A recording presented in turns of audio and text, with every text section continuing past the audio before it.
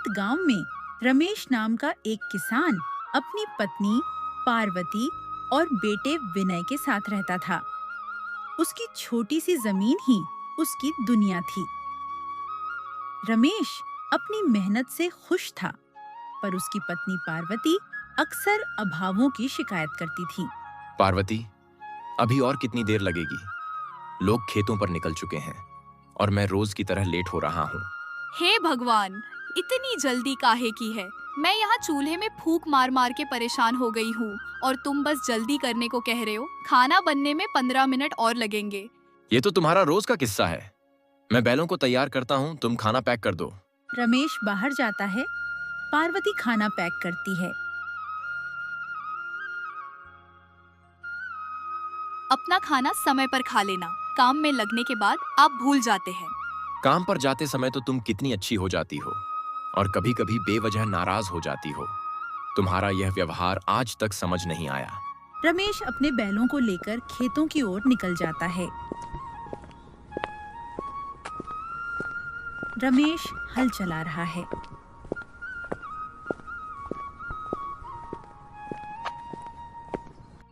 बूढ़ा बैल सोहन अचानक थककर जमीन पर गिर जाता है।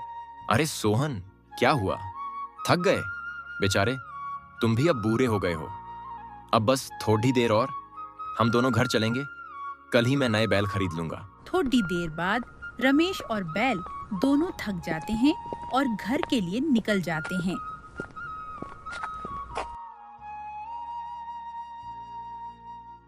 पार्वती, बैलों को चारा और पानी डाल दो। मैं हाथ पैर धोकर आता हूँ, तब तक मेरा खाना लगा दो। मैं सारा दिन काम करके थक गई हूँ, मुझ में ताकत नहीं है। आप खुद ही खाना ले लो और बैलों को भी चारा डाल दो। मेरा कहा तो तुम कभी मानोगी ही नहीं, है ना? रमेश खाना खाता है और फिर बैलों को चारा पानी देता है।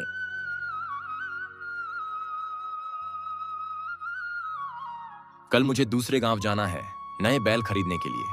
पता नहीं कितना खर्च होगा। अरे, हमारे पास ये बैल तो है, फिर नए की क्या जरूरत है? पैसे क्यों बर्बाद कर रहे हो? विनय बद्दा हो रहा है, हमें उसे शहर में पढ़ाने के लिए भी भेजना है। सोहन अब बूढ़ा हो गया है, वह खेत में काम नहीं कर पाता। खेती के बिना हम विनय को कैसे पढ़ाएंगे? मैं पैसों से नए बैल खरीदता हूँ और फिर खेती करके विनय की पढ़ाई के लिए पैसे जमा कर लेंगे। अगर यह खेती के लायक नहीं है तो उसे खिलाने पर पैसे क्यों बर्बाद कर रहे हो? इसे कसाई को बेच दो। पार्वती, तुम इतनी मतलबी कैसे हो सकती हो? सोहन ने इतने सालों तक हमारी सेवा की है। मैंने क्या गलत कहा? हर कोई यही करता है। यह अब हमारे किसी काम का नहीं है, इसे बेचना ही सही है। मैं इसे खिलाने पर पैसा बर्बाद नहीं करूंगी। इसने हमारे लिए इतनी मेहनत की, फसल को शहर तक पहुंचाया, और तुमने इतनी आसानी से कह दिया कि इसे बेच दो। क्या तुम्हें इस पर जरा भी दया नहीं आती? आप मेरी बात कब सुनते हो? ये फालतू का खर्चा है, पर मुझे क्या? आप जो चाहो सो करो। अब से मैं कुछ नहीं कहूंगी। सोहन ने इतने समय तक हमारी सेवा की, यह मेरे मरने तक मेरे साथ ही रहेगा। मुझे तुमसे जगदधा नहीं करना। मुझे कल शहर जाना है। अब मैं सो जाता हूँ। मुझे भी आपसे लड़ाई करने का कोई शौक नहीं है। आप वैसे भी अपनी मर्जी ही चलाते हो। रमेश सो जाता है।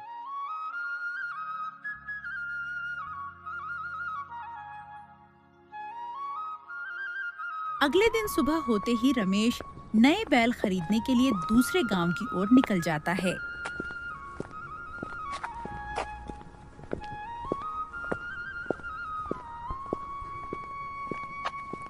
रमेश एक व्यापारी से मिलता है। अरे रमेश, आज यहाँ कैसे? मुझे 2 जवान बैल चाहिए। क्या तुम्हारे पास हैं? हाँ, क्यों नहीं। 15 दिन पहले ही 2 जवान बैल खरीदे थे। एक किसान को पैसों की जरूरत थी, बेचकर चला गया।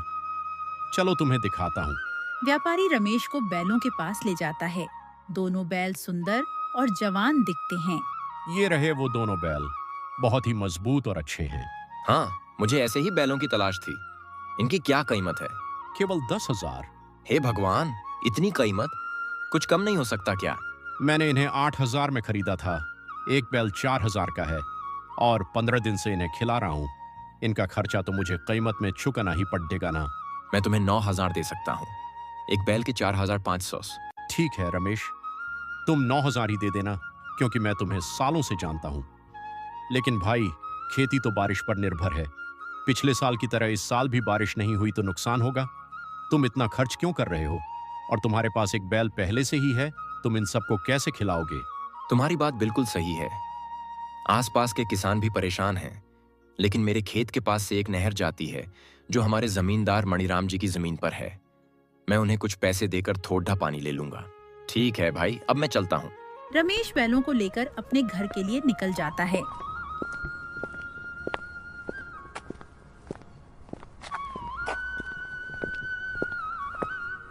कुछ देर चलने के बाद वह अपने बैलों के साथ अपने घर पहुंच गया। पार्वती, देखो, मैं 2 नए बैल ले आया हूँ। बताओ कैसे लगे? क्या बात है, यह बैल तो बड़े ही ताकतवर नजर आ रहे हैं। महंगे होंगे ना? क्या कीमत दी आपने?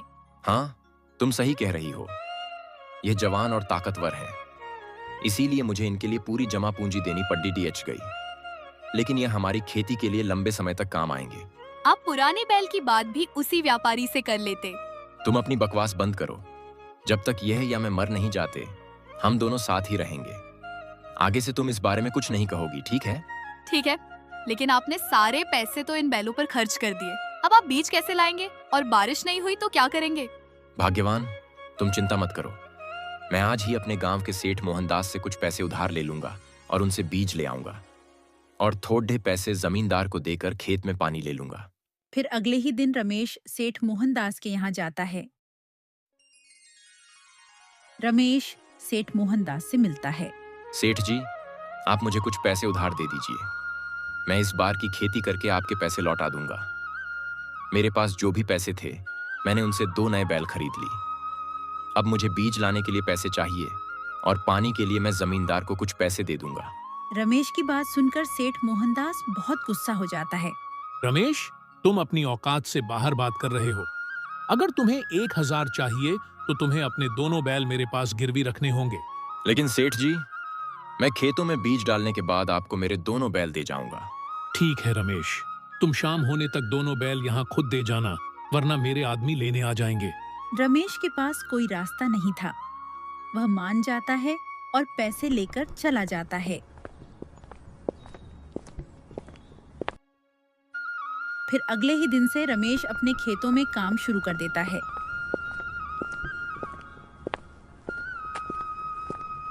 रमेश सुबह से लेकर शाम तक अपने खेत में बहुत मेहनत करता है और बीज बो देता है। सुनो, आज तुम्हें नए मालिक के पास जाना पड़ेगा, लेकिन तुम चिंता मत करो। मैं तुम्हें जल्दी ही वहां से छुड़वा लूंगा। जैसे ही मेरी फसल कटेगी, वैसे ही मैं सेठ जी को पैसे देकर तुम्हें वहां से छुड़वा लूंगा। रमेश बैलों को लेकर सेठ मोहनदास के घर जाता है और उन्हें वहां छोड़ दचकर वापस अपने घर चला जाता है।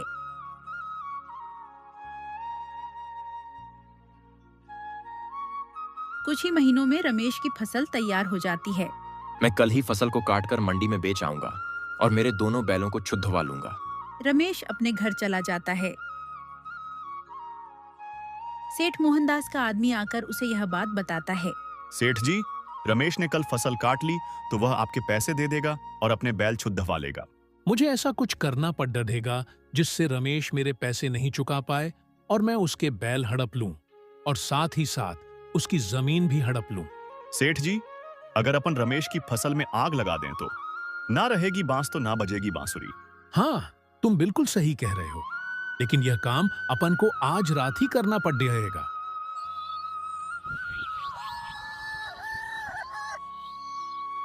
रात होती है। सेठ मोहनदास और उसका आदमी रमेश के खेत में जाते हैं और फसल में आग लगा देते हैं। फिर वे भाग जाते हैं। अगले दिन सुबह होने पर जब रमेश अपने खेतों में पहुंचा तो वहां का नजारा देखकर रमेश के होश ही उड़ गए। हे भगवान, ये कैसे हो गया? अब मैं क्या करूंगा? मैंने कितनी मेहनत से अपनी यह फसल उगाई थी। मेरे सारे सपने अधूरे रह गए। सेठ मोहनदास वहां आता है। क्या हुआ रमेश? तेरे खेतों में आग कैसे लग गई? पता नहीं सेठ जी, ये कैसे हुआ।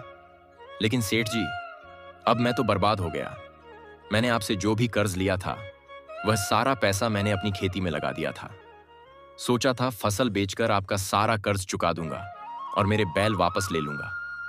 अब मेरे परिवार का क्या होगा? रमेश, वह सब मुझे नहीं पता। मुझे तो मेरे कर्ज की रकम चाहिए। अगर तुम नहीं दे पाओ तो तुम अपने बैलों को भूल जाना। सेठ मोहनदास वहां से चला जाता है। क्या हुआ सेठ जी? देखो, अपनी तरकीब काम कर गई। अपन ने रमेश के दोनों बैल हड़प लिए। हाँ, तुम्हारी तरकीब काम कर गई, लेकिन अब मुझे रमेश की जमीन भी चाहिए, क्योंकि रमेश की जमीन बहुत ही उपजाऊ है। उसका क्या उपाय है? अरे सेठ जी, क्यों चिंता करते हो? जैसे अपन ने रमेश के खेतों में आग लगाई है, वैसे ही आज रात अपन उसके घर में भी आग लगा देते हैं। फिर उसी दिन की रात रमेश का परिवार सो रहा था। तभी सेठ मोहनदास और उसका आदमी वहां आ जाते हैं और रमेश के घर में आग लगा देते हैं और वहां से भाग जाते हैं। पूरे गांव में हाहाकार मच जाता है। लोग रमेश के घर को जलते हुए देख रहे हैं। तभी विनय के चिल्लाने की आवाज आती है। भीड़ में खड़ा अजय हिम्मत करके घर में जाता है। रमेश और पार्वती तो आग में जल गए हैं, लेकिन विनय विनय जिंदा है। अजय विनय को उठाकर बाहर ले आता है। अगले दिन अजय ने रमेश और उसकी पत्नी का अंतिम संस्कार कर दिया और उधर सेठ मोहनदास ने रमेश की जली हुई झोपड़ी की जगह भी अपना कब्जा जमा लिया। लेकिन अजय विनय को लेकर शहर चला जाता है। चाचा, मेरी आंखों के सामने मेरे माता पिता जलकर मर गए। मैं जानता हूं बेटा, अगर मैं तुझे शहर लेकर नहीं आता तो शायद सेठ मोहनदास अपने आदमी के साथ मिलकर तुझे भी मार देता। अपने जीवन में एक बात कभी मत भूलना, सेठ मोहनदास और उसके आदमी ने मिलकर अपनी चालाकी से पूरे गांव की जमीन हड़प ली और उन दोनों ने ही तेरे परिवार की हत्या की है। अपने अंदर कभी भी बदले की आग को बुझने मत देना। तुझे पढ़ा लिखा कर एक पुलिस वाला बनाऊंगा। अजय की बात सुनकर विनय रोने लगा और उसी दिन से मन लगाकर पढ़ाई करने लगा। कुछ सालों बाद PRH लिखकर विनय एक पुलिस वाला बन गया। अब वह पूरे 28 साल का हो चुका था। चाचा, आपने जो मेरे ऊपर उपकार किए हैं मैं उसे कभी भूल नहीं पाऊंगा। मैं आज अपने गांव जा रहा हूं सेठ मोहनदास और उसके आदमी को अरेस्ट करने। हाँ बेटा विनय, जाओ अपने गांव और सेठ मोहनदास को उसके कर्मों की सजा दो। मेरा आशीर्वाद तुम्हारे साथ है। विनय सीधा सेठ मोहनदास के यहाँ जाता है और उसे और उसके आदमी को गिरफ्तार करके थाने ले आता है। लाठी के डर से उनसे सारे जुल्म कबूल करवाता है। दोस्तों, हमें इस कहानी से यही सीख मिलती है कि जो जैसा करता है वह वैसा ही भरता है। कभी कोई गरीब के साथ बुरा करके खुश नहीं रह पाता है।